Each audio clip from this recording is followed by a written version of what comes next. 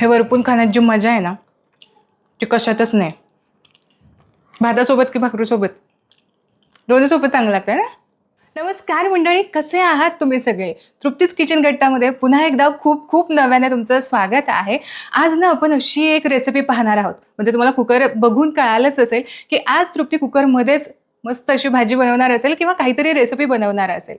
आज आपण भाजी आणि यासोबतच डाळ असं कॉम्बिनेशन बनवणार आहोत, ज्यामुळे तुम्हाला ना भाकरीसोबत वेगळं काही बनवायची गरज पडणार नाही किंवा भातासोबत त्याला वेगळं काहीतरी बनवायची अशी अजिबात गरज पडणार नाही. कदाचित ही भाजी किंवा हा पदार्थ तुम्ही याआधी चाखला सुद्धा असेल, खाल्ला असेल, बनवला सुद्धा असेल. चला आज पुन्हा एकदा नव्याने बनवायला घेऊयात आणि ही रेसिपी नक्कीच तुम्हाला आवडेल. थोड्याफार टिप्स मी दिलेल्या आहेत ज्या तुमच्या शरीरासाठी खूप फायदेशीर असणार आहेत आणि खूप सारा गॅससुद्धा वाचूयात. पटकन आजकाल कसं ना उन्हाळासुद्धा खूप आहे, त्यामुळे किचनमध्ये सुद्धा थांबायला खूप गरम होतं. पटकन अशी एखादी रेसिपी करून पटकन किचनमधून बाहेर निघावं असं आपल्याला वाटतं.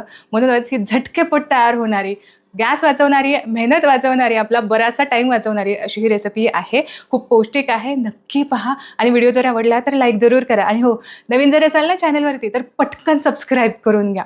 चला फार वेळ न दवडता पटकन रेसिपीला सुरुवात करूयात. कुकरमधली रेसिपी आहे, तर सगळ्यात आधी यामध्ये आपण पालक घालूयात. तर पालक मी काय केला, स्वच्छ निवडून घेतला, धुवून घेतलेला आहे आणि जाडसरच चिरूनसुद्धा घेतलेला आहे. धुतलेला निथळलेला पालक कुकरच्या भांड्यामध्ये घालायचा. आवडीप्रमाणे किती तिखट हवं यानुसार मिरच्यांचे तुकडे घालायचे आहेत आणि अर्धा टोमॅटो मी घेतला आहे. मोठ्या साईजचा होता म्हणून अर्धा घेतला. इथं जी वाटी दिसते त्या वाटीच्या अंदाजानुसार छोटीच वाटी आहे. डाळ मी भिजवून घेतली साधारण अर्ध्या तासासाठी. गॅसची बचत करण्यासाठी डाळ नेहमी भिजवूनच घ्यायची आहे. साधारण अर्ध्या तासासाठी भिजवली की पटकन शिजली जाते. जरा 2 शिट्ट्या कमीच कराव्या लागतात. आता सगळं साहित्य थोडंसं वर खाली करून घेऊयात. व्यवस्थित वर खाली झालं. 1.5 ग्लास पाणी पुरेसा होईल. कुकरचं झाकण लावूयात. गॅसची फ्लेम मीडियम टू हाय करूयात आणि कुकरच्या 3 ते 4 शिट्ट्या करून घेऊयात. पटापट 4 शिट्ट्या करून घेतल्या आणि यानंतर यामधली सगळी वाफ जिरल्यानंतर आपल्याला हा पालक आणि डाळ चांगली घोटवून घ्यायचा आहे. जर पळीने होत असेल तर पळीने करू शकता किंवा जो पोटॅटो मॅशर असतो जो पावभाजीसाठी आपण वापरतो ना, त्याने सुद्धा तुम्ही पटकन करून घेऊ शकता. वेळ असेल थंड झालं तर मिक्सरमधून फिरवून घेतलं तरीसुद्धा चालेल, पण मिक्सरमध्ये फिरवत असताना पालक पूर्णपणे थंड झालेला असावा. डाळ पालक बऱ्यापैकी चांगलेच मी असे मॅश करून घेतलेले आहेत आणि इथे तुम्ही याची कन्सिस्टन्सी बघू शकता. हवं तर तुम्ही मिक्सरमध्ये सुद्धा केलं तरीसुद्धा चालेल. चला साधी सोपी अशी पटकन फोडणी देऊयात. पालक आहे किंवा पालेभाज्यांसाठी थोडंसं कमीच तेल वापरायचं आहे. अर्धी पळी तेल घेतलं, यामध्ये अर्धा छोटा चमचा जिरं घातलं. जिरं थोडंसं फुलू द्यायचं की मस्त यामध्ये ना भरपूर असा लसूण ठेचून घालायचा आहे. लसणाचा जो स्वाद येतो ना तो खरंच खूप छान येतो. लसूण थोडासा परतून झाला की यामध्ये एक लाल मिरची तोडून घातलेली आहे आणि मध्यम आकाराचा कांदा घेतला, छान बारीक चिरून घेतला. हा थोडासा परतून घेऊयात.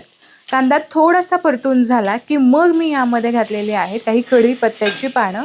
आधीच तेलामध्ये कढीपत्त्याची पानं घातली ना तर खूप तडतड अशी फोडणी उडते आणि मग साईडला सगळंच तेलाचे असे शिंतोडे उडलेले असतात. म्हणून मग मी काय करते, कांदा असेल तर कांदा आधी थोडासा परतून घेते आणि मग यामध्ये मी कढीपत्त्याची पानं घालून परतून घेते.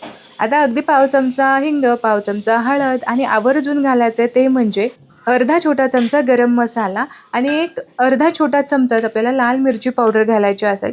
मिरची पावडर घालणं संपूर्णपणे ऑप्शनल आहे, पण गरम मसाला आवर्जून घाला, मस्त टेस्ट येते. थोड्या वेळासाठी परतून घेतलं आणि यानंतर आपण जे घोटून ठेवलेलं पालक आणि डाळ आहे ना, या फोडणीमध्ये घालायची. मस्त अशी फोडणी बसते. दाटसरपणा किती तुम्हाला हवा आहे ना यानुसार तुम्ही यामध्ये पाणी घालू शकता. समजा चुकून जास्त पातळ असा ही भाजी बनली आणि तुम्हाला थोडंसं दाटसरपणा हवा, एक संतपणा हवा आहे, तर अशा वेळेस थोडंसं बेसन तुम्ही यामध्ये कालवून पाण्यामध्ये घालू शकता. अर्ध्या तासापूर्वी मी चिंच पाण्यामध्ये भिजत घातली होती. अर्धी छोटी वाटी भरून मी इथं चिंचेचं पाणी घातलेलं आहे. हे का घातलं मी तुम्हाला सांगणार आहे. खूप महत्त्वाची टिप आहे ही. शेवटपर्यंत जरूर पहा म्हणजे तुमच्या लक्षात येईल. यासोबत अगदी छोटासा खडा मी गुळाचा घातलेला आहे. चवीपुरतीचं मीठ घातलेलं आहे. सगळं व्यवस्थित मिक्स करून घेऊयात आणि साधारण 3-4 मिनिटांसाठी डाळ पालक चांगला कढवून द्यायचा आहे.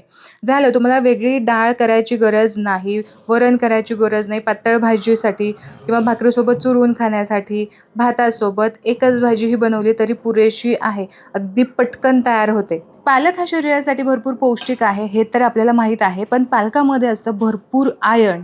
पण शरीराला ना ते हवं तितकं पचवता येत नाही, ॲब्झॉर्ब करता येत नाही. ते थोडंसं अवघड जातं. म्हणूनच चिंच थोडीशी आंबट घटक असल्यामुळे त्याच्यामध्ये घातली की शरीराला बेटर ॲब्झॉर्ब व्हायला मदत होते. म्हणजे पालकाचा जो पुरेपूर फायदा आहे ना तो शरीराला मिळतो. म्हणूनच थोडीशी तरी चिंच घालायची. गरमागरम तयार झालं की डाळ पालक थोडीच टेकवून खायचं. मस्त भाकरी चुरायची भातासोबत, वरून भाकरीसोबत मस्त डाळ पालक लागतो. नक्की ट्राय करून पहा.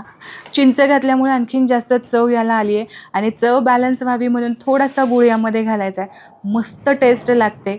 माझी तर अत्यंत फेवरेट अशी डाळ पालक आहे. तुम्ही सुद्धा एकदा जरूर या पद्धतीने ट्राय करून पाहिलेत ना तर तुम्हाला सुद्धा नक्की आवडेल याची गॅरंटी आहे.